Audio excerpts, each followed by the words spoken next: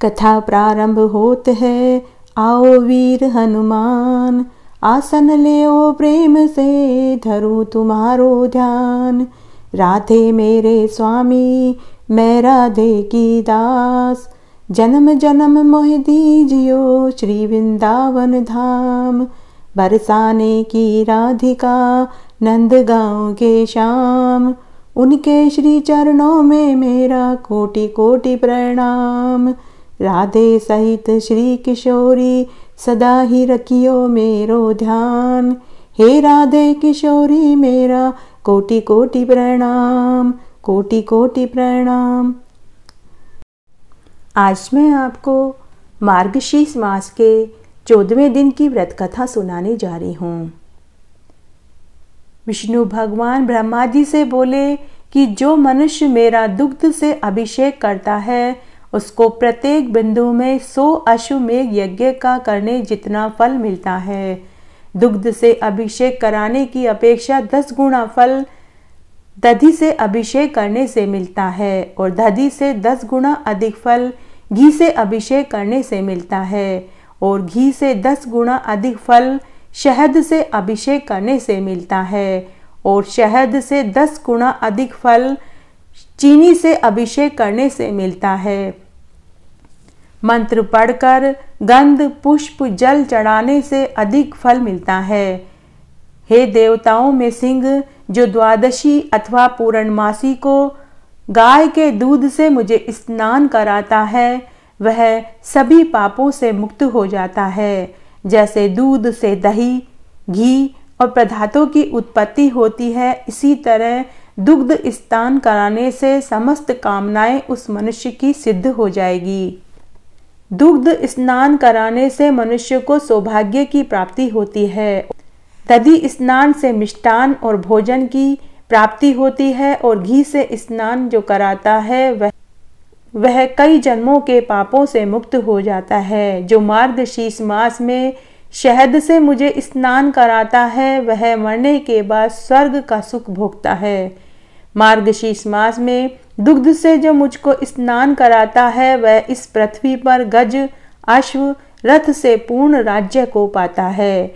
मार्गशीर्ष मास में जो मनुष्य दुग्ध से स्नान कराता है, वह स्वर्ग में जाकर श्रेष्ठ पद को पाता है, और चंद्रलोक, इंद्रलोक, रुद्रलोक और वायुलोक में पूजनीय होता है।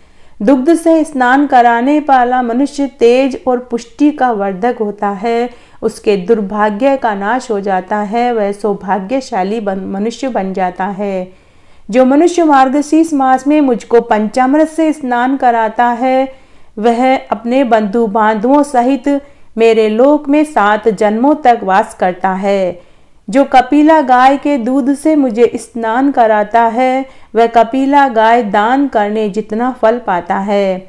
मार्गशीर्ष मास में जो मनुष्य तीर्थों के जल को शंख में भरकर मुझे स्नान कराता है, वह 1 बिंदु जल से भी अधिक अपने कुल का उद्धार कर देता है। जो मनुष्य कपिला गाय के दूध को शंख में भरकर भक्ति भाव से मुझे स्नान कराता है, वह समस्त तीर्थों के फल का भागी होता है। श्री विष्णु भगवान ब्रह्मा जी से बोले कि मार्गशीर्ष मास में शुक्ल पक्ष में एकादशी व्रत करके दूसरे दिन प्रातःकाल द्वादशी में विद्वानों को यथाविधि उपचारों से मत्स्य उत्सव करना चाहिए। मार्गशीर्ष मास की 10वीं तिथि के दिन बुद्धिमान व्यक्ति नियम से स्थित होकर यथाविधि देवार्चन करके अग्नि कार्य करे। शुद्ध वस्त्र पहनकर प्रसन्नचित मन से संस्कृत हव्य अन्न को पकाकर नंगे पांव को जाएं, वहां पुनः पांव को धोएं। 8 अंगुल प्रमाण की दूध वाले वृक्ष की दातून करे तथा आकाश की तरफ देखकर मुझ गदाधर का ध्यान करे, जिनके हाथ में शंख चक्र गदा विराजमान है, और जो किरीटधारी और पीतांबरधारी है, और कमल के समान मुख वाले हैं तथा सभी लक्षणों से युक्त हैं। इस तरह ध्यान करके हाथ में जल लेकर सूर्य नारायण के बिंब में ध्यान करके हाथ में जल लेकर सूर्य नारायण भगवान का ध्यान करें और अर्घ्य देवें। अर्घ्य देने के समय कहें कि हे पुंडरीकाक्ष, आज एकादशी के दिन निराहार रहकर दूसरे दिन मैं भोजन करूंगा। हे देव, आप मेरी रक्षा करें। इस प्रकार कहकर रात्रि में मेरी मूर्ति के समीप बैठकर ओम नमो नारायणाय इस अष्टाक्षर मंत्र का जाप करें। इसके बाद द्वादशी के दिन किसी पवित्र तीर्थ स्थान या नदी या कुएं या तालाब पर स्नान करें। प्रथम शुद्ध मृतिका को लाकर मनुष्य इस मंत्र से देव देवेश को प्रणाम करे तो मनुष्य उसी समय शुद्ध हो जाता है। हे देवेश, सर्वदा आप समस्त प्राणियों का पालन पोषण करते हैं। हे सुव्रत, उस सत्य वचन से मेरे जितने भी पाप हैं आप उनका नाश करें। ब्रह्मांड में वर्तमान में जितने तीर्थ हैं वे समस्त तीर्थ देवताओं के हाथ से स्पर्श किए गए हैं, इसलिए आपसे स्पर्श की गई और उठाई गई इस मृतिका को मैं ग्रहण करता हूँ। हे वरुण, आप में सर्वदा समस्त रस नित्य रूप से स्थित हैं, इसलिए इस मृतिका को बिना देरी किए गीली करके पवित्र कीजिए। इस तरह मिट्टी और जल को प्रसन्न कर अपने लिए ग्रहण करें और उसमें से 3 पिंड बनाकर पृथ्वी पर रखें तथा शेष मिट्टी को शरीर पर लेप करें और उस जल में जिसमें सर्वदा नष्क कच्छप विचरते हैं ऐसे जल में अच्छी तरह से स्नान करें। उसके बाद मेरे मंदिर में जाएं। हे महायोगिन, वहां जाकर नारायण हरिदेव की आराधना करें। ओम केशवाय नमः इस मंत्र से चरणों का, ओम दामोदराय नमः, ओम नरसिंहाय नमः इस मंत्र से दोनों जांघों का, ओम वत्सधारियो नमः इस मंत्र से हृदय का, ओम कौस्तुभ नाभाय नमः इस मंत्र से कंठ का, ओम श्रीपतिये नमः इस मंत्र से वक्ष स्थल का, ओम त्रैलोक्य विजयाय नमः इस मंत्र से बाहु का, ओम सर्वात्मने नमः इस मंत्र से सिर का, ओम रथान गधारिणे नमः इस मंत्र से मुख का, ओम कराय नमः इस मंत्र से शंख का, ओम गंभीराय नमः इस मंत्र से गदा का, ओम शांत मूर्तिये नमः इस मंत्र से कमल का पूजन करें। इस प्रकार देवेश प्रभु नारायण देव का पूजन करें। पुनः नारायण देव के सामने 4 घटों का विद्वान स्थापना करें। उन घटों को जल से भरकर तथा माला और फूलों से श्वेत चंदन से सुसज्जित करें और आम्र पल्लव से युक्त कर श्वेत चंदन से आच्छादित करें तथा स्वर्ण सहित तिल से पूर्ण ताम्र पात्र को घटों के ऊपर रखें। ये चारों घट 4 समुद्र बताए गए हैं। उन घटों के मध्य भाग में सवस्त्र सुंदर पीठ स्थापित करें। इस पीठ पर सुवर्ण, रजत, ताम्र अथवा काष्ठ का पात्र रखें। उस पात्र में जल भरकर सुवर्ण के बने मत्स्य रूप जनार्दन देव भगवान को स्थापित करें तथा देव देव को अंगों से युक्त कर श्रुति और स्मृति से विभूषित करके अनेक प्रकार के भक्ष्य पदार्थों और फल पुष्पों से शोभित करें। गंध, धूप और वस्त्रों से पूजन करके कहें कि हे देव, जैसे रसातल में गए वेदों को आपने उद्धार किया, हे केशव, वैसे ही मत्स्य रूप से मेरा भवसागर से उद्धार करें। इस तरह कहकर समस्त भगवान के सामने जागरण करें। अपने सामर्थ्य के अनुसार प्रातःकाल होने पर उन 4 घटों को 4 ब्राह्मणों को दे देवें।